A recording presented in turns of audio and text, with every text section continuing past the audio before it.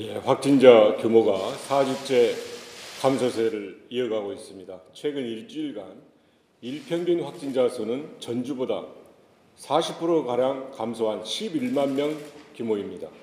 확산 가능성을 의미하는 감염 재생산 지수도 0.78로 3주 연속 2일 미만을 나타내고 있어 현재의 감소세는 지속될 것으로 전망됩니다. 위중증 환자 수는 4월 들어 800명대까지 줄었고 병상 가동률은 3월 넷째 주부터 지속 감소하여 중증 병상은 43%, 중등증 병상은 28% 수준을 나타내고 있습니다.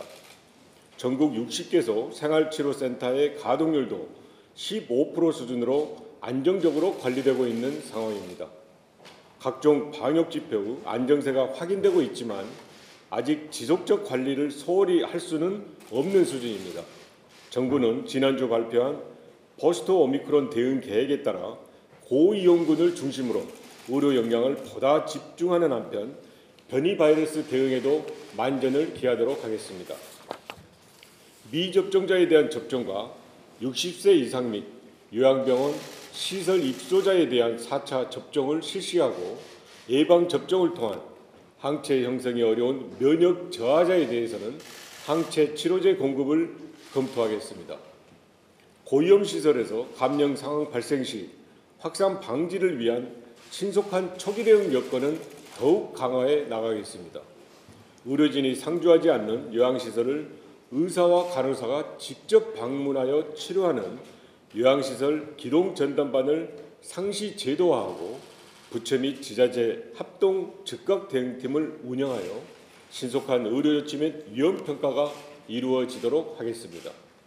이 밖에 감염 취약성이 높은 의료기관 등을 대상으로 실태 조사를 거쳐 환기시설 설치 기준 등을 마련하고 설치에 필요한 재정 지원 방안을 검토해 나가겠습니다.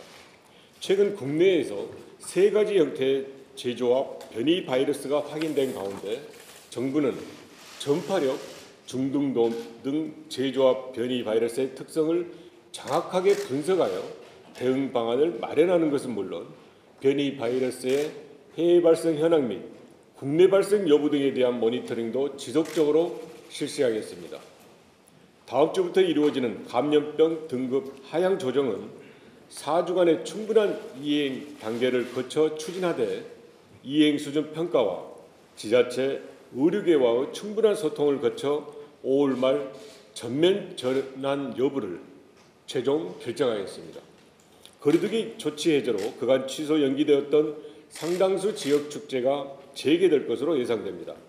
정부는 300인 이상이 참여하는 축제를 대상으로 시행해온 지역 축제 심의 승인 제도 운영을 잠정 중단하되 다만 안전점검과 함께 기본 방역 준수를 위한 안내 계도 위주의 방역 관리를 시행하겠습니다. 마스크 착용의 중요성이 여전히 큰 상황에서 정부는 방역 상황에 대한 면밀한 평가와 전문가 의견 수렴 과정을 거쳐 5월 초 실외 마스크 계속 착용 여부를 결정하겠습니다. 다음 주부터 60세 이상 어르신들에 대한 4차 접종이 본격적으로 시행됩니다. 60세 이상 어르신께서는 사전 예약을 통해 접종에 참여해 주실 것을 당부드립니다. 아울러 여전히 일상 속 감염은 계속되고 있는 만큼 국민 여러분께서는 마스크 착용, 손 씻기, 환기 등 기본적인 방역 수칙을 꼭 지켜주시기 바랍니다. 감사합니다.